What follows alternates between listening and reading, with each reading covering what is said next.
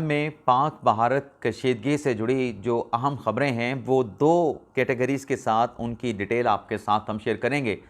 एक कैटेगरीज़ अहम ख़बरों की है, दूसरी कैटेगरीज़ जो है पाक भारत टेंशन के हवाले से जो बड़ी डेवलपमेंट्स हुई हैं, जो बड़ी हैपनिंग्स हुई हैं, उनकी तफसीलात आपके साथ हम शेयर करेंगे। और इन ख़बरों में आपको ये बताएंगे कि पाक भारत बड़ी जंग का ख़तरा कैसे टला है, मोदी सरकार कैसे सटपटा गई है और मोदी साहब ख़ुद कैसे लेट गए हैं। अगले 48 घंटे क्यों अहम हैं, पाक फ़ौज का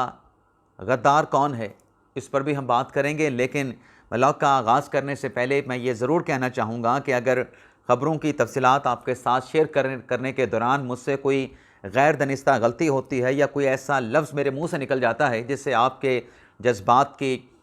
दिल आज़ारी होती है, तो मैं आप देखने वालों से पेशगी माज़रत ख़्वाह हूँ। पहली ख़बर नाज़रीन ये है कि टेंशन के इस माहौल में भारतीय फ़ौज की तरफ से, भारतीय हुकूमत की तरफ से ये फ़ैसला किया गया है कि जो पंजाब, सूबा पंजाब जो कि भारत की तरफ है, उसका जो इलाका अटारी है, जहाँ पे बॉर्डर भी है, वाघा बॉर्डर पाकिस्तान की साइड पे है, अटौरी बॉर्डर जो है वो इंडिया की साइड पे है, तो वहाँ पर जो किसान हैं उनको भारत की तरफ से 2 दिन की मोहलत दे दी गई है कि 2 दिन के अंदर आपके जो खड़ी फसलें हैं, इन फसलों को आप काट लें। और अगर 48 घंटों में आपने फसलें ना काटी तो फिर आपके इस नुकसान का भारत या भारतीय फ़ौज जो है वो किसी किस्म की ज़िम्मेदार ना होगी। अब सवाल ये पैदा होता है कि आखिर भारतीय हुकूमत का और भारतीय फ़ौज का प्लान क्या है कि अटारी सेक्टर पे, अटारी बॉर्डर के अतराफ़ में जो खड़ी फसलें हैं, भारतीय किसानों को उन फसलों को काटने के लिए क्यों 48 घंटों की डेडलाइन दे दी गई है? क्या कोई बड़ी जंग होने जा रही है? तो नाज़रीन, एक रिपोर्ट आई है, उस रिपोर्ट के मुताबिक तो बड़ी जंग का जो ख़तरा है वो टल चुका है। वो क्यों टल चुका है उसकी डिटेल में आगे चल के आपके साथ शेयर करूंगा। लेकिन जैसे मैंने कहा कि सबसे पहले कुछ अहम खबरें जो कि पाक भारत कशीदगी से जुड़ी हैं। दूसरी खबर नाज़रीन ये है कि लीपा सेक्टर पे रात गए एक मरतबा फिर भारतीय फ़ौज की जानिब से बिलाइश्तियाल फायरिंग की गई और काफ़ी देर तक जो है उनकी तरफ से फायरिंग का सिलसिला जो है वो जारी सारी रहा। लेकिन जब पाकिस्तान की अफवाज की तरफ से भारी हथियारों के साथ इंडियन फोर्सेस को जवाब दिया गया तो दुश्मन की तोपें, भारतीय अफवाज की जो तोपें हैं वो खामोश हो गईं। और सिक्योरिटी ज़रा ये बताते हैं कि पाकिस्तान की तरफ से जो जवाब दिया गया भारी हथियारों के साथ, उसके नतीजे में भारत की 2 जो बड़ी तोपें थीं उनको पाकिस्तान ने जो है, पाकिस्तान की अफवाज ने जो है वो निशाना बना के जो है वो तबाह कर दिया है। इसके अलावा नाज़रीन, भारत ने पाकिस्तान के ख़िलाफ़ जो दूसरा इक़दाम उठाया है, बिलाइश्तियाल फायरिंग तो पिछले 2 दिन से जारी है। एशिया कप होने जा रहा है सितंबर में भारत के शहर राजगीर में, लेकिन भारतीय हुकूमत की तरफ से पाकिस्तान की हॉकी टीम को वीज़े नहीं दिए जा रहे। अब हमने माजी में देखा है कि जितनी भी दोनों मुल्क के मबाइन कशीदगी मौजूद हो, लेकिन इसके बावजूद जो इस किस्म के इवेंट्स होते हैं, क्योंकि ये एशिया कप जो है वो एशियन हॉकी खेलने वाले ममालिक का इवेंट है, ये भारत के साथ कोई पाकिस्तान की 2 तरफ़ा सीरीज़ नहीं है। तो ऐसे किसी भी टूर्नामेंट में, चाहे वो क्रिकेट का है, चाहे वो हॉकी का है, चाहे कबड्डी का मैच हो, भारत जो है ऐसे किसी भी टूर्नामेंट के जिसमें मल्टी नेशनल्स टीमें मतलब आ रही होती हैं, तो उसमें आप वीज़ा नहीं रोक सकते। लेकिन भारत की तरफ से फ़िलहाल पाकिस्तान की मेंस हॉकी टीम को वीज़ा देने से इनकार कर दिया गया है। और ज़रा ये बताते हैं कि पाकिस्तान की तरफ से शिकायत करने पे एशियन हॉकी फेडरेशन है या जो भी है, उसको अगर पाकिस्तान शिकायत करता है तो इस सूरत में ये जो टूर्नामेंट है फिर ये किसी वेन्यू, न्यूट्रल वेन्यू पे मुंतकिल होने का इम्कान पैदा हो सकता है। अब नाज़रीन, आ जाते हैं जो पाक भारत कशीदगी से जुड़ी जो बड़ी हैपनिंग्स हुई हैं, जो बड़ी खबरें हैं। पहले तो नाज़रीन आप ये देखें कि जो सिक्योरिटी काउंसिल का इजलास हुआ अक़वाम मुत्तहिदा में, मेरे एक दोस्त ने कहा कि आप वीडियो में हाथ बहुत हिलाते हैं। कोशिश करता हूँ कि अपने हाथ को कंट्रोल करके रखूँ। तो जो सिक्योरिटी काउंसिल का इजलास हुआ है उसमें भारत की सफारतकारी क्यों नाकाम हो गई और पाकिस्तान की सफारतकारी क्यों कामयाबी से हमकिनार हुई, इसकी वजह क्या है। लेकिन वजह जानने से पहले सलामती काउंसिल के इजलास में, सिक्योरिटी काउंसिल के इजलास में हुआ क्या है ये जानना भी ज़रूरी है। एक तो नाज़रीन, जैसे पुलवामा में उस वक्त जब पाकिस्तान के ऊपर पुलवामा को जवाब बना के भारत की तरफ से बालाकोट पे हमला किया गया, तो उस वक्त सिक्योरिटी काउंसिल के इजलास से जो अलामिया जारी हुआ था जो स्टेटमेंट जारी हुआ था उसमें पाकिस्तान के ख़िलाफ़ बड़ी सख्त ज़ुबान जो है वो इस्तेमाल की गई थी, लेकिन इस मरतबा वो सख्त ज़ुबान इस्तेमाल नहीं की गई। दूसरा ये है कि भारत की कोशिश थी कि इस स्टेटमेंट में एक तो पहलगाम का नाम आ जाए, इसके लिए उन्होंने बैकडोर पसे पर्दा कोशिशें भी की, सफारती अपना ज़ोर भी लगाया, अपनी टिल भी लगाई भारत ने, लेकिन ना पहलगाम का नाम आ सका सलामती कौंसिल के लामे में, ना ही भारत का नाम जो है वो आ सका, बल्कि सलामती कौंसिल की तरफ से हुकाम का लफ्ज़ जो है वो अपने एलामिया में, अपने स्टेटमेंट में जो है वो लिखा गया। लेकिन पाकिस्तान ने जिस तरीके से अपना केस सलामती कौंसिल में लड़ा, तो पाकिस्तान के कहने पे मकबूजा कश्मीर का जो लफ्ज़ है उसको ना सिर्फ अपने स्टेटमेंट में सलामती कौंसिल में शामिल किया, बल्कि मकबूजा जम्मू कश्मीर को मुतनाज़ा एक टेरिटरी भी जो है वो डिक्लेयर कर दिया गया है। अब यहाँ पे भारत नाकाम हुआ है एक सफारती महाज पे, और पाकिस्तान ने इस सफारती महाज पर बड़ी कामयाबी हासिल की है। तो इसकी नाज़रीन वजह क्या है? वजह नाज़रीन ये है कि पाकिस्तान क्यों खुल के भारत के सामने खड़ा है। पाकिस्तान की जो अफवाज है नो डाउट बड़ी बहादुर है, बड़ी दलेर है, लेकिन अगर नंबर की बात करें तो पाकिस्तान की फ़ौज की जो तादाद है वह भारत से बहुत कम है। मईशत की अगर हम बात करें तो भारत की मईशत पाकिस्तान के मुकाबले में बहुत ज़्यादा तगड़ी है, बहुत ज़्यादा मजबूत है।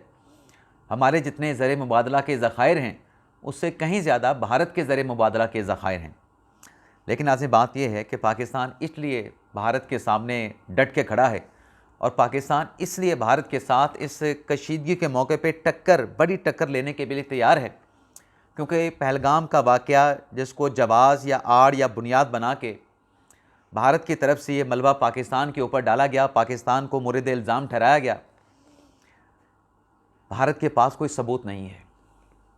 ये बड़ी एक अहम ख़बर है जो मैं आपके साथ शेयर करने जा रहा हूँ कि भारत के पास इस इंसिडेंट में पाकिस्तान के इन्वॉल्व होने का किसी किस्म का सबूत मौजूद नहीं है।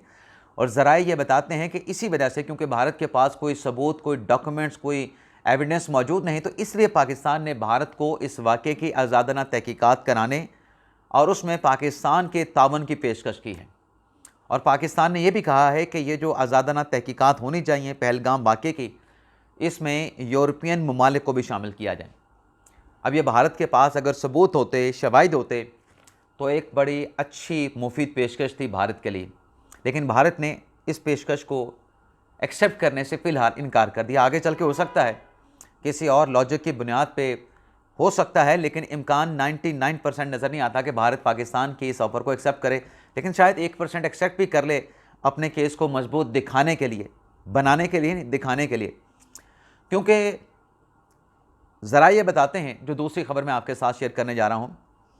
अब मीडिया के ऊपर तो जो प्रोपेगेंडा भारत ने किया, मीडिया के लोगों ने, उनके अपने तजियाकारों ने, रिटायर्ड जर्नलों ने, जैसे वो बख्शी साहब हैं, मेजर गौरव आरब साहब हैं, उनकी बातें, उनका गम व गुस्सा, उनका पाकिस्तान के ख़िलाफ़ जो बुग़्ज़ है वो अपनी जगह पे, और प्रोपेगेंडा उनका अपनी जगह पे। लेकिन नाज़रीन, मीडिया और बयानात की हद तक तो ठीक है, लेकिन ज़राए ये कन्फर्म करते हैं कि जो तहरीरी तौर पे चीज़ें भारत की तरफ से पाकिस्तान के हवाले की गई हैं, तहरीरी तौर पे अभी तक भारत की तरफ से पहलगाम वाक़े के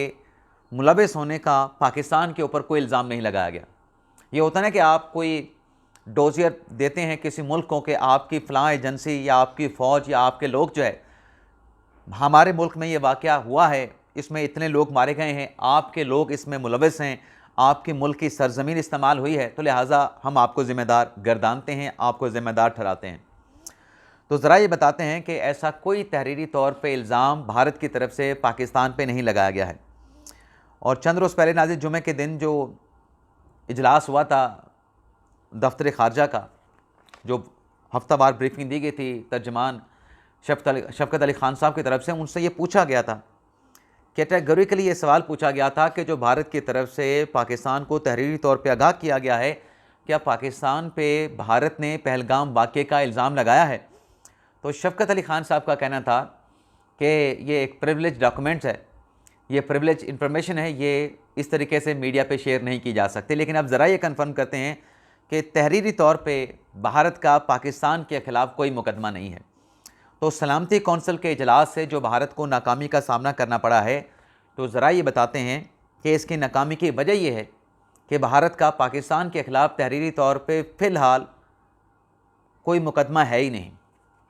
बयानात हैं लेकिन पाकिस्तान के ख़िलाफ़ ना कोई सबूत है, ना तहरीरी तौर पे पाकिस्तान को ऐसे किसी इल्ज़ाम के हवाले से मोरद इल्ज़ाम ठहराया गया है। तो इस वजह से भारत जो है वो, जो मोदी सरकार है उसे अब सटपटा गई है कह दें, या मोदी सरकार और मोदी साहब लेट गए हैं इल्ज़ाम लगाने के बाद, अपनी पोजीशन से पीछे हट गए हैं, अपनी पोजीशन से पसपाई अख्तियार की है कि बराह रास्त तहरीरी तौर पे कोई इल्ज़ाम पाकिस्तान पे नहीं लगाया। लेकिन सवाल यह है कि फ़ौज का फिर गद्दार कौन है? पाक भारत इस कशीदगी के हालात में पाक फ़ौज का गद्दार कौन है, ये भी नाज़रीन बेनकाब हो गया है। अब नाज़रीन ख़बर यह है जो मैं आपके साथ शेयर करने जा रहा हूँ कि जो पाकिस्तानी हाई कमीशन लंदन के सामने जो इंडियन ने आके जो मुज़ाहरा किया, उसमें नाज़रीन एक पूरा प्लान था। इंडियन जो शरपसंद वहाँ पे आए थे और उसमें इसराइली झंडों के साथ भी लोग जो है पाकिस्तानी हाई कमीशन के ख़िलाफ़ भारतीय शहरियों ने इसराइली झंडे भी उठा रखे थे। अब उसमें टास्क क्या था? उसमें कोशिश ये थी, मंसूबा या प्लान ये था कि पाकिस्तान का जो झंडा हाई कमीशन के ऑफिस पे लगा हुआ है उसको गिराना है। और सिक्योरिटी ज़राए के मुताबिक ये जो जिम्मेदारी है ये 4 नकाब पोश भारतीय लोगों के शरपसंदों के ज़िम्मे ये टास्क लगाया गया था। तो जब वहाँ पे हालात देखे 300-400 लोगों को, शरपसंद भारतीय शहरियों को, तो बरतानवी पुलिस की तरफ से जो 4 एहलकार वहाँ पे ड्यूटी पे मामूर थे, उन्होंने मज़ीद लोग वहाँ पे बुला लें और फिर 50 की नफरी वहाँ पे अपॉइंट की गई। और सिक्योरिटी ज़रा ये भी बताते हैं कि भारतीय जो शरपसंद हैं वो नारंगी रंग का कलर भी लेके आए थे, जो कि RSS का कलर है, ताकि पाकिस्तान की जो सफ़ेद इमारत है उस पर RSS का नारंगी जो रंग है वो गिराया जाए, पाकिस्तान के झंडे की बेहुरमती की जाए। लेकिन वहाँ पे मौजूद जो पाकिस्तान हाई कमीशन का सफारती अमला था, उनकी तरफ से इंडियन शरपसंदों की,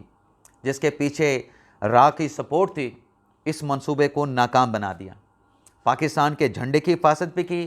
पाकिस्तानी हाई कमीशन के लोगों ने, ऑफिसर्स ने पाकिस्तान के मिली नगमे वहाँ पे चलाए गए और उन मिली नगमों के चलाने से जो भारतीय वहाँ पे पाकिस्तान के ख़िलाफ़ नारे लगा रहे थे, वो नारों का जो असर था वो आवाज़ भी दब गई और मिली तराने वहाँ पे चलाए गए। लेकिन इस दौरान नाजरीन ये जो सब कुछ हो रहा है, गद्दार कौन है ये नाज़रीन बेनकाब हो गया है। अब ये गद्दार वाली नाज़रीन क्या कहानी है, ये नाज़रीन मोहित पीरज़ादा साहब हैं। मोहित पीरज़ादा साहब की एक ट्वीट मैं आपको दिखाना चाहूँगा। ये नाज़रीन आप ट्वीट देख लें मोहित पीरज़ादा साहब की। मोहित पीरज़ादा साहब ने मुक़द्दस फ़ारूक अवान की ट्वीट को कोट करके ऊपर कुछ लिखा है, लेकिन मुक़द्दस फ़ारूक अवान ने क्या लिखा कि कर्नल तैमूर का लंदन में पाकिस्तानी हाई कमीशन के बाहर एहतजाज करने आए भारतीय मुज़ाहिरीन का चाय का कप हाथ में लेके इस्तकबाल, यानी बड़े एतमाद के साथ, और ये जेस्चर दिया कि भाई जो मर्ज़ी करो, भारत जितनी मर्ज़ी धमकियाँ दे, पाकिस्तान परेशान है। लेकिन उसके ऊपर जो जनाब मोहित पीरज़ादा साहब ने लिखा, अब वो नाज़रीन पढ़ने के लायक, मैं आपको पढ़ देता हूँ। वो कहते हैं कि ये जो वहाँ पे कर्नल तैमूर साहब थे, ये क्या बेवकूफ़ है। पाक फ़ौज के अच्छे पुराने दिनों में शायद इस बेवकूफ़ी पे इसका कोर्ट मार्शल किया जाता, लेकिन अब हम इस नहज पे पहुँच चुके हैं कि पिंडी में इस आला अफसर को हीरो समझ रहे हैं। अब नाज़रीन हीरो तो वो है ना, वो दबक के, डर के, खौफज़दा होकर हाई कमीशन के ऑफिस में के अंदर नहीं जा बैठा, वो चाय का कप लेके बाहर आ गया और उनके सामने खड़ा हो गया, पाकिस्तान के परचम की हिफाजत की, पाकिस्तान की हाई कमीशन की सफ़ेद रंग की इमारत की हिफाजत की। और ये मोहित पीरज़ादा क्या कह रहा है कि इसका कोर्ट मार्शल होता अगर अच्छे आर्मी के दिन होते। ये नाज़रीन सिर्फ ये ट्वीट नहीं है मोहित पीरज़ादा साहब, चंद रोज़ पहले इन्होंने एक और भी ट्वीट किया था जिसमें इन्होंने ये कहा था भारत के किसी शहरी को कोट करके कि पाकिस्तान के जो अवाम है पाकिस्तान की अफवाज के साथ नहीं है, यानी ये भारतीय हुकूमत को सपोर्ट कर रहा है, भारतीयों को सपोर्ट कर रहा है, भारतीय अफवाज को सपोर्ट कर रहा है, अपनी पाकिस्तान की अफवाज के ख़िलाफ़ बात कर रहा है,